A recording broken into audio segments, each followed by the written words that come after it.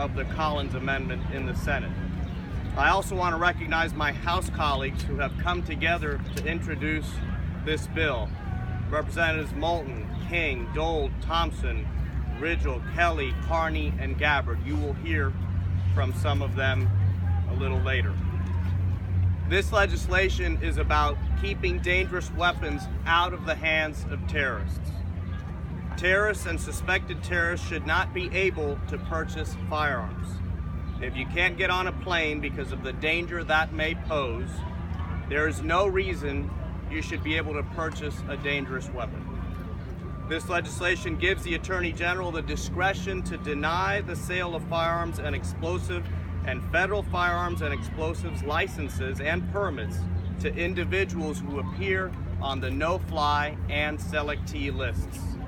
This legislation also protects Second Amendment rights for all Americans. Law-abiding citizens and permanent residents will have the opportunity for judicial review of the Attorney General's decision in a U.S. District Court.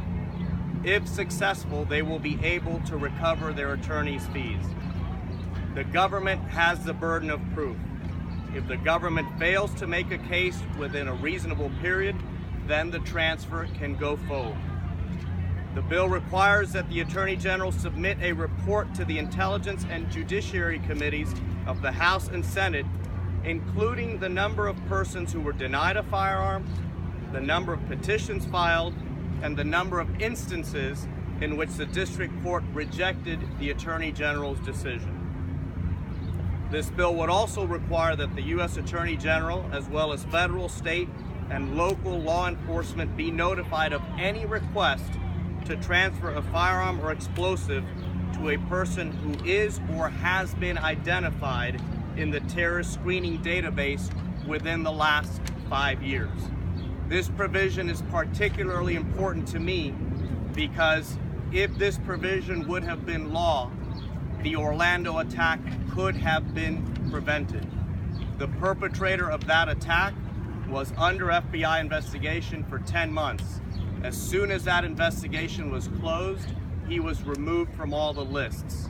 If we had had this look-back provision, the FBI would have been made aware that he had purchased firearms.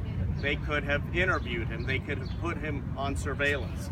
But this legislation does not put terrorism investigations in jeopardy because the Attorney General does have the discretion to allow for a sale to proceed if an investigation could be put in danger by the transfer or at risk.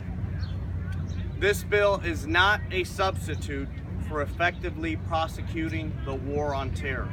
We must continue doing everything we can to defeat or at least diminish to the point of irrelevance groups like ISIS that inspire these kinds of attacks. The war on terror must be fought overseas and when necessary here at home, which is why we want to give our law enforcement authorities the tools to be able to prosecute this war here at home also. Some of our colleagues say that this is all about terrorism, and others say that this is all about guns.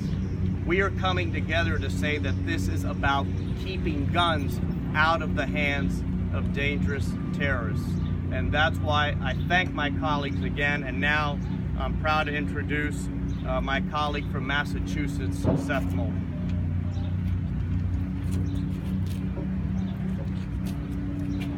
Thank you very much. In the wake of the Orlando massacre, we have heard from our communities. We've heard from the people that we represent. And they've told us that thoughts and prayers aren't enough, that we need action, that Congress ought to take action to keep our communities safe. And what's brought us here together today, Democrats and Republicans, are some shared common values. We all believe in our charge to do whatever we can to keep our communities safe. We all believe in the Second Amendment and the rights protected by the Second Amendment in the Constitution. We also all believe in civil liberties and due process in the name of those rights.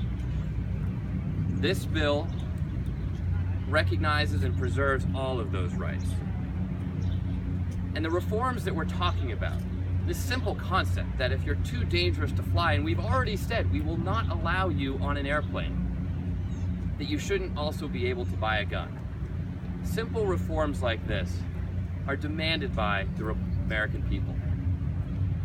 8 out of 10, 9 out of 10 Americans say that they want these common sense reforms to help keep our communities safe. So I'm so proud to stand here today on a bill with fellow Democrats and fellow Republicans who recognize that these issues go far beyond partisan politics. They're about doing the will of the American people, protecting our country, and finding common ground to get things done. So I'm now proud to introduce fellow Marine veteran Scott Rigell of Virginia. Thank you, Seth, and thank you all for being here today. I thank Carlos for leading this initiative. There was a simple sentence that was the subject of debate so bitter and divisive this week that it led my Democratic colleagues to shutting down the House floor. And that simple sentence, as I see it, is this: that no terrorist should be able to board a plane or buy a firearm. Now, the wisdom of that simple sentence to me is obvious. It represents common sense. I truly believe it represents common ground. Now, trying to advance legislation that reflects common ground and holds on to all the wisdom contained in that sentence is not easy. But that's what we are introducing today. I'm proud to stand with my colleagues on the Democratic and Republican side, and we have bipartisan, bicameral support for this. I thank Senator Kane of Virginia, fellow Virginian, who is leading this initiative in the Senate. As I give you just a concise summary of my view on this, I think for context it'd be helpful for you to know I'm a life member of the NRA and was well before I ever sought political office. I own 10 firearms, one of which is an AR-15. I am a strong, principled defender of the Second Amendment. I'm also, and I think we all are, a strong defender of our families, all American families, coast to coast. We're all in this together, and it cannot be in question that we are under assault from multiple sources, but here on the homeland, from those who are inspired by a radical interpretation of Islam. And to me, we've got to get a hold of this. The two lists that we're addressing in our legislation are very narrow. The selectee list and also the no-fly list. That's less than 3,000 Americans. You want to put it in a decimal point fraction, it's a 0.00001. Now that's the percentage of Americans that we're impacting with this legislation. Very, very narrowly defined, but we hit them hard. They can't buy a gun, and they shouldn't be able to, and they can't get on a plane, and they shouldn't be able to. So I'm convinced that this represents common ground, common sense, and we're doing our best to advance it. Thank you for being here today. And it's my privilege to introduce a friend and colleague from the House, Congressman Bob Dole. Bob. I want to thank you all for being here. And again, my name is Congressman Bob Dole from Illinois' 10th Congressional District. The attacks in Orlando were a tragedy of historic proportions. And sadly, after those attacks, many rushed out after the tragedy to make political arguments about gun control or about terrorism. But political talking points aren't going to solve this problem. Here's the bottom line. We must come together to take meaningful action to help prevent attacks like those in Orlando, in Paris, in Newtown, or San Bernardino. Preventing these tragedies will require a multilateral solution that addresses both terrorism and gun violence. We're introducing today a bipartisan compromise because we are all sick and tired of partisan bickering distracting us from the real work that lies ahead to be done with regard to preventing gun violence. This bipartisan bill bridges the partisan divide and puts the best interests of our country before politics. We've all stayed here on Capitol Hill after Congress has already gone out of session because this issue is far too important for us to just give up. I've been working since my first term in the United States Congress to pass a bill to keep guns out of the hands of known or suspected terrorists. This idea was first pushed by a Republican administration to combat terrorism. So this concept has had bipartisan support and enjoys bipartisan support today.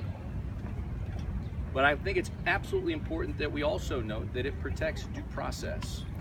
And that, I think, is very important as we strive to bring Republicans and Democrats on board. In short, this is a common sense solution that we should all be able to get behind, which is why I've been leading conversations with colleagues on both sides of the aisle, why I'm delighted to be standing up here with my colleagues on both the Republican side and Democratic side, because frankly, the American people deserve to have a bipartisan solution, and America deserves nothing less. Everybody who works in this building wants to keep our families safe, and frankly, we owe it to the American people to do all we can to prevent future atrocities, future terrorist attacks from happening here on our soil. We've had enough of the partisan dysfunction. We've had enough of the political games, and it's time for action. And that's why I'm delighted to be able to stand up here to be working on a bipartisan solution here in the House, mirroring what's going on in the United States Senate. And frankly, my hope is that we put solutions together that can pass the House, pass the Senate, and go to the President's desk for signature. So thank you so much, and I'm sure we'll entertain some questions. Congressman, how do you get a vote on this? A member of your own party are not into this. You just had a big 26-hour